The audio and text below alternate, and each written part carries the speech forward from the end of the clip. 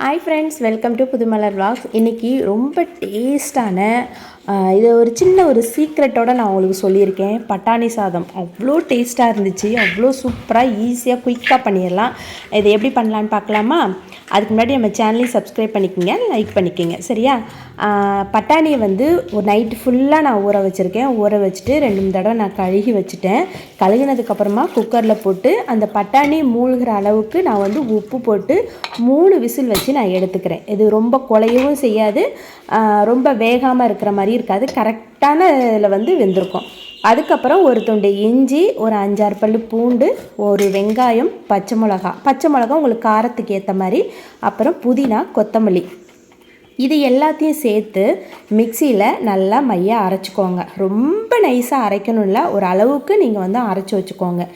இப்போ நான் வந்து பாசுமதி அரிசி எடுத்திருக்கேன். பாசுமதி அரிசி 1 டம்ளர் எடுத்திருக்கேன். அதை நான் தண்ணியில் ஊற வைக்கல, கழுகிட்டு நான் வச்சுருக்கேன், அவ்வளோதான். அதுக்கு வந்து 1 டம்ளர் அரிசிக்கு வந்து நான் 1.5 டம்ளர் தண்ணி ஊற்றுவேன். இந்த 1.5 டம்ளர் கணக்குப்படி தண்ணியும் சேர்த்து நான் தேங்காய் பால் எடுத்து வச்சுருக்கேன். இப்போ நீங்கள் வந்து தேங்காய் எண்ணெயோ எண்ணெயோ நீங்கள் வந்து யூஸ் பண்ணிக்கலாம். பட்டை, கிராம்பு, சோம்பு, கருவேப்பிலை இதெல்லாம் நீங்கள் வந்து சேர்த்துக்கோங்க.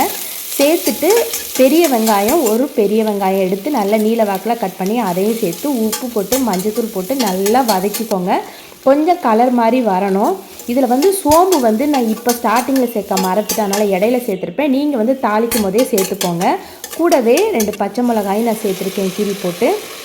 ஏன்னா பச்சை மிளகா காரம் மட்டும்தான், இந்த பச்சை மிளகா ரொம்ப காரம் கிடையாது, அதனால் நான் கொஞ்சம் அதிகமாக சேர்த்துருக்கேன். நீங்கள் உங்கள் காரத்துக்கு ஏற்ற மாதிரி நீங்கள் பச்சை மிளகா சேர்த்துக்குங்க. இப்போ அரைச்ச விழுதையும் போட்டு நல்லா கொதிக்க விடுங்க. வதக்கிட்டு நல்லா வதக்குனதுக்கு அப்புறமா கூடவே ஒரு 2 தக்காளி கிட்ட, நான் ஒரு பெரிய சைஸ் தக்காளி நான் மிக்சியில் அரைச்சி வச்சுருக்கேன், அதையும் சேர்த்துட்டு நல்லா நான் மிக்ஸ் பண்ணிக்கேன். இப்போ வந்து நல்லா கொதிக்கும் போது கரம் மசாலா சும்மா ஒரு பிஞ்சு மட்டும் நான் சேர்த்துருக்கேன். சேர்த்துட்டு அதையும் நல்லா மிக்ஸ் பண்ணி நல்லா பச்சை ஸ்மெல் போக நல்லா கொதிக்க விடுங்க. இப்போ நான் வந்து எண்ணெயில் சோம்பு சேர்க்க மறந்தனால இந்த சமயம் நான் லைட்டாக சேர்த்துருக்கேன். இப்போ ஒரு சீக்ரெட் என்ன செய்ய போகிறேன்னு பார்த்தீங்கன்னாக்க, இந்த பட்டாணி வேக வச்ச பட்டாணி இருக்குது பாருங்கள், நல்லா வெந்திருக்க பட்டாணி, இதில் சும்மா ஒரு கைப்பிடி அளவுக்கு மட்டும் மிக்சியில் போட்டு அரைச்சி வச்சுக்கோங்க. இது ரொம்பவே டேஸ்ட்டு கொடுக்கும் இந்த சாப்பாட்டுக்கு. இப்போ அது வந்து நல்லா தண்ணியெலாம் வற்றி போய் நல்லா சுண்டை வந்துருச்சு. இப்போ இந்த ஸ்டேஜில் பாசுமதி அரிசி கழுவி வச்சோம்லாம் அதையும் சேர்த்துட்டு தேங்காய் பாலையும் சேர்த்துக்குங்க. இப்போ வந்து இந்த பட்டாணி அரைச்ச விழுது இருக்கு இல்லையா, அதையுமே இதை சேர்த்து நல்லா மிக்ஸ் பண்ணிக்கோங்க. உப்பு எதுவும் பத்தலை அப்படின்னாக்க நீங்கள் உப்பு லைட்டாக கைக்கிற மாதிரி அப்படி சேர்த்துக்கிட்டிங்க அப்படின்னா சாப்பாட்டுக்கு கரெக்டான லெவலில் இருக்கும். நீங்கள் வந்து நெய்யும் சேர்த்தே நீங்கள் வந்து செய்யலாம், ஆனால் வந்து நெய் நான் கடைசியிலையும் சேர்ப்பேன். இந்த ஸ்டேஜில் வந்து நான் நெய் சேர்த்துக்கிட்டேன். இதில் வந்து ஒரு 1.5 ஸ்பூன் கிட்ட நான் நெய் சேர்த்துருக்கேன். அதுக்கப்புறம் குக்கர்லேருந்து எடுத்ததுக்கப்புறமா கொஞ்சம் நெய் சேர்த்தோம்னா இன்னும் கொஞ்சம் வாசமாக இருக்கும். இப்போ இந்த ஸ்டேஜில் நம்ம வேக வச்சா பட்டாணியும் சேர்த்துக்கலாம்.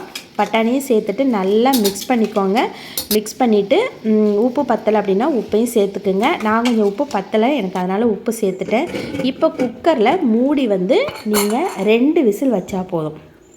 2 விசில் வச்சாக்கா சூப்பராக பொலன்னு வெந்துடும். இப்போ இந்த சாப்பாட்டுக்கு சைட் டிஷ் நான் வந்து முட்டை வேக வச்சுருக்கேன்.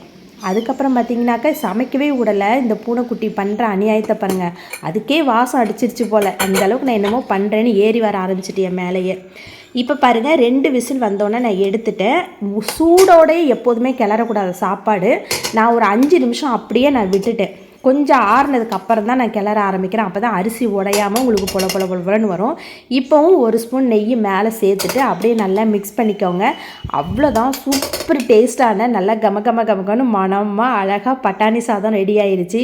ரொம்பவே அருமையாக இருந்துச்சுங்க, சூப்பராக. நீங்களும் கண்டிப்பாக ட்ரை பண்ணி பாருங்கள். இதுக்கு வந்து தயிர் வெங்காயமும் கூட வந்து அவிச்ச முட்டையும் ஒரு துண்டு ஊறுகாயும் வச்சு கூட நாங்கள் சாப்பிட்டோம். ரொம்ப அருமையாக இருந்துச்சு. நீங்களும் கண்டிப்பாக ட்ரை பண்ணிவிட்டு எப்படி இருக்குன்னு சொல்லுங்கள். பிடிச்சிருந்தால் லைக் பண்ணுங்கள், சப்ஸ்கிரைப் பண்ணுங்கள். பாய்.